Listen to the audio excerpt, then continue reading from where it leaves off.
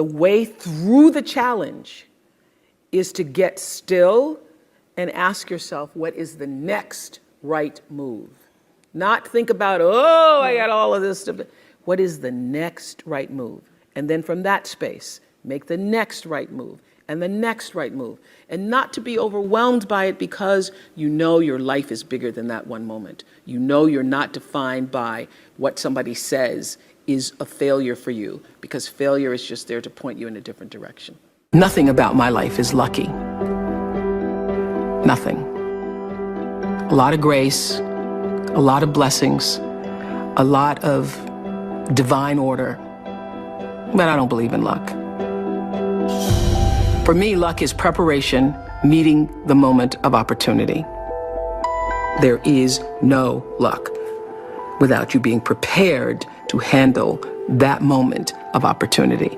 And so what I would say for myself is that because of my hand and a force greater than my own, I have been prepared in ways that I didn't even know I was being prepared for. And the truth is, for me and for every person, every single thing that has ever happened in your life is preparing you for the moment that is to come. You don't have to hold yourself hostage to who you used to be or anything you ever used to do. Because who has lived and hasn't made mistakes? When I think about my 20s and what a foolish girl I was, and how I would give over my power to men who really didn't mean me well, but now I hold no grudges against them either, because I realized I'm the one who gave over the power because I didn't know any better. And now that I know better, I know I don't have to do that again. It's one of the most powerful lessons any of us can ever know. I say to my girls all of the time that your real work is to figure out where your power base is and to work on the alignment of your personality, your gifts that you have to give, with the real reason why you're here. That's the number one thing you have to do, is to work on yourself and to fill yourself up and keep your cup full. Keep yourself full. Now, I used to be afraid of that. I used to be afraid, particularly from people who say, oh, she's so full of herself. She's so full of herself. And now I embrace it. I consider it a compliment that I am full of myself. Because you only when you're full, I'm overflowing, my cup runneth over. I have so much to offer and so much to give. And I am not afraid of honoring myself. You know, it's miraculous when you think about it. I would say to my team, well, it doesn't matter, because every season somebody else was coming out. One talk show, two talk shows, three talk shows. There have been over 100 talk shows since we started. But every time I would feel like, all right, got to step up our game, got to step up our game. The way you step up your game is not to worry about the other guy in any situation, because you can't control the other guy. You cannot control the other guy. You only have control over yourself. So it's like running a race. The energy that it takes to look back and see where the other guys are takes energy away from you. And if they're too close, it scares you. So that's what I would say to my team all the time. Don't waste your time in the race looking back to see where the other guy is or what the other guy is doing. It's not about the other guy. It's about what can you do. You just need to run that race as hard as you can. You need to give it everything you've got all the time for yourself. My grandmother was a maid. That's all she ever knew. The only real expectation she held for me was that I would one day become a maid and, in her words, have some good white folks, meaning people who would not speak negatively about me, who would allow me to take food home, who would be good to me, would treat me with some level of dignity and respect. That was my grandmother's dream for me. But I had another dream for myself, more than a dream. I had a belief for myself. And I remember watching her hang out clothes on a line one day and say to me, you have to watch me, Oprah Gail, because one day you'll have to do this for yourself.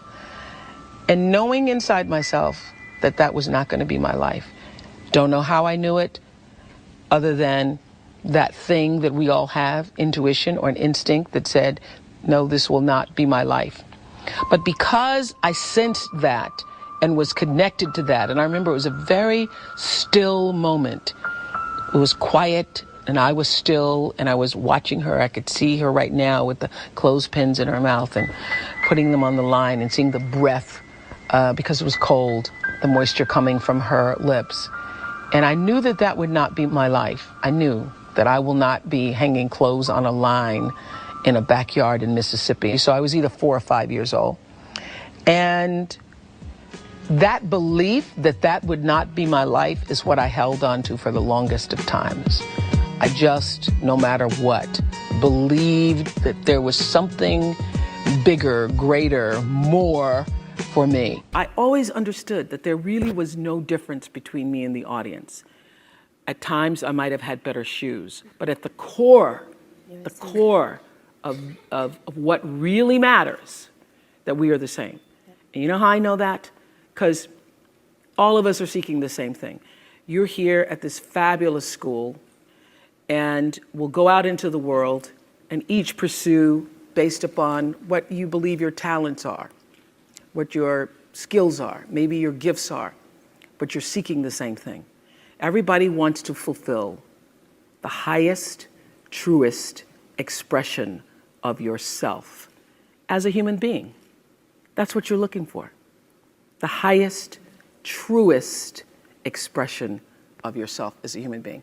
And because I understand that if you're working in a bakery and that's where you want to be, and that may be what you've always wanted to do, is to bake pies for people or bake cakes for people or to offer your gift, then that's for you. And there's no difference between you and me, except that's your platform. That's your show every day.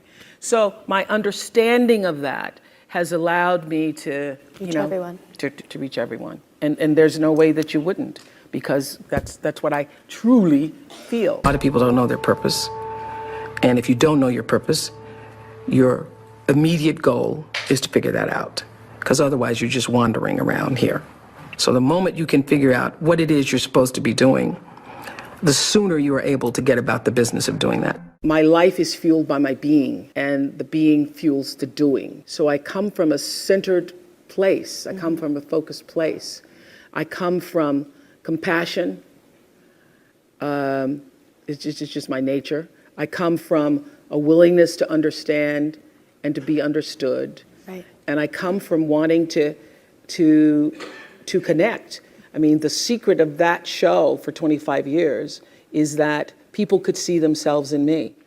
All over the world, they could see themselves in me. And even as I became more and more financially successful, which was a big surprise to me, I was like, oh my God, this is so exciting. You mean you got more than that 30,000? I got more than 30,000 by the time I was 30. But what I realized is, through the whole process, because I'm grounded in my own self, that although I could have more shoes, my feet stayed on the ground, although I was wearing better shoes. These are kind of cute today, too. So I could keep my feet on the ground, even though I could get more shoes. And I could understand that it really was because I was grounded. Was doing and continue to this day to do the consciousness work. I work at staying awake. Dear, beautiful, brown-skinned girl. And I use the word beautiful because I know that's never a word you would call yourself. I look into your eyes and I see the light and hope of myself. In this photo, you're just about to turn 20, posing outside the television station where you were recently hired as a reporter. You look calm. You look happy. But I know how scared you are. If I could say anything to you, it would be, relax. It's gonna be okay, girl.